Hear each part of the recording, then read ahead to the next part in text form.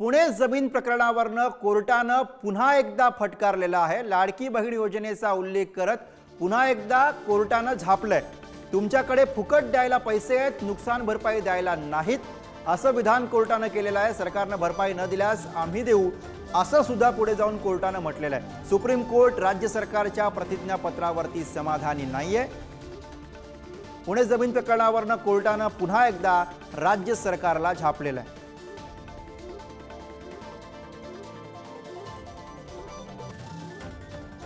तुमच्याकडे फुकट द्यायला पैसे आहेत, नुकसान भरपाई द्यायला पैसे नाही आहेत का, असा सवाल कोर्टाकडनं केलाय। सरकारनं भरपाई न दिल्यास आम्ही नुकसान भरपाई देऊ, असं कोर्टानं म्हटलेलं आहे। सुप्रीम कोर्ट राज्य सरकारच्या प्रतिज्ञापत्रावर सुद्धा समाधानी दिसत नाही। पुणे जमीन प्रकरणावरनं कोर्टानं पुन्हा एकदा सरकारला फटकारलेला आहे। आणि याच विषयी आपण अधिक बोलूया। प्रतिनिधी शिवाजी काळे दिल्लीतनं आपल्या सोबत आहेत। शिवाजी, पुन्हा एकदा सुप्रीम कोर्टाची राज्य सरकारला फटकार। राज्य सरकारला फटकारला आहे। सरकारचं काम आणि 9 महिने थांब, पण आता या प्रकरणामध्ये असं म्हणावं लागेल की 5 ते 7 दशकं थांब असं हे प्रकरण आहे। आणि आज देखील याचिकाकर्त्याला न्याय मिळाला नाही।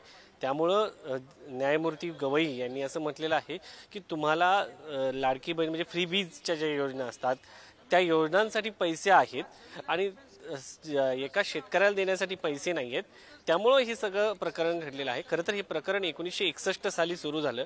इंदिरा गांधी यांचं सरकार असताना इनामात जमिनी गेल्या होत्या, त्या पद्धतीने ही जमीन गेली। नंतर 1971ला याचिकाकर्त्याचे पूर्वज हे न्यायालयात गेले। 1985ला सर्वोच्च न्यायालयाने याचिकाकर्त्यांच्या बाजूने निर्णय दिला। त्यानंतर याचिकाकर्त्याला वनजमीन देण्यात आली। ही जमीन वन असल्यामुळं त्याच्यावरती जमीन कसू शकत नव्हता। पुन्हा एकदा ते न्यायालयात गेले आणि न्यायालयाचं पुन्हा इथपर्यंत तारीख पे तारीख होत सर्वोच्च न्यायालयापर्यंत ही केस पोहोचलेली आहे। आता सरकार म्हणते या जमिनीच्या मोबदला म्हणून आम्ही 25 कोटी साधारण 37 कोटी द्यायला तयार आहोत। 37 कोटी आणि काही लाख रक्कम आहे। मात्र याचिकाकर्त्याचं म्हणणं असं आहे की इतक्या वर्षामध्ये आम्हाला साधारण 2013च्या रेडी रेकनरच्या दरानुसार ही रक्कम देण्यात यावी।